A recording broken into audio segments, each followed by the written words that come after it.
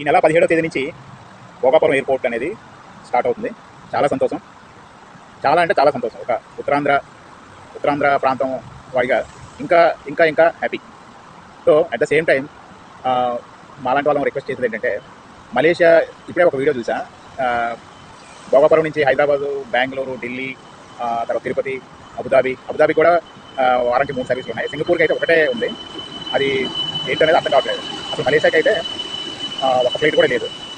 So ఇది కొంచెం ప్రభుత్వం శ్రద్ధ తీసుకొని మలేషియాకి అట్లీస్ట్ వీక్లీ ఒకటైనా డైరెక్ట్ ఫ్లైట్ ఉంటే బెటర్. అలాగే సింగపూర్కి కూడా అట్లీస్ట్ ఒక వీక్లీ 2 to 3 టైమ్స్.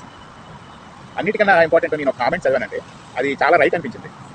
విజయనగరం నుంచి శ్రీకాకుళం 70 కిలోమీటర్లు ఉంటుందండి. కానీ బస్సులు అయితే చాలా అధ్వానంగా ఉంటాయి. 2 డిస్ట్రిక్ట్ హెడ్ క్వార్టర్స్, రెండింటి మధ్యలో చాలామంది ప్రయాణం చేస్తుంటారు. కానీ ఎందుకో బస్ సర్వీస్ అనేది అధ్వానంగా ఉంటుందండి. నేనైతే ఒకసారి శ్రీకాకుళంలో ఇంచుమించు గంటన్నర వెయిట్ చేశానండి. అసలు బస్సు డైరెక్ట్ బస్సు లేదు. ఈ ఫ్రీ బస్సు వచ్చిన తర్వాత ప్రభుత్వం నాకైతే అనిపిస్తుంది ఆక్యుపెన్సీ అనేది తగ్గించేసిందండి, ఫ్రీక్వెన్సీ తగ్గించేసిందండి. అంటే ఇది చాలా ప్రమాదకరం.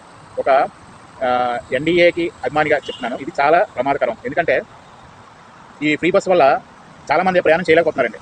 ఎవరికైతే బలం ఉంటుందో వాళ్ళే ప్రయాణం చేయగలుగుతున్నారు. అసలు ఒక బస్సు సీట్ దొరకాలంటే చాలా పోరాడాల్సి వస్తుంది, మామూలుగా కాదు.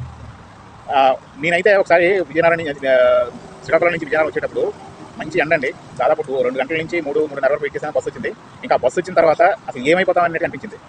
నా ముందే ఒక మహిళ చంటి పిల్లని పట్టుకొని ఎక్కుతున్నప్పుడు ఆ పిల్ల అనేది జారిపోతుంది. నాకైతే చాలా భయం వేసింది. ఎందుకంటే ఏమైపోతుందా అని అసలు జనాలు ఎవరు పట్టించుకోవట్లేదు. అసలు ఏమవుతుంది, అసలు ఎవరు ఉంటారు, ఎవరు బతుకుతారు అన్నిటి కూడా ఎవరు పట్టించుకోవట్లేదు.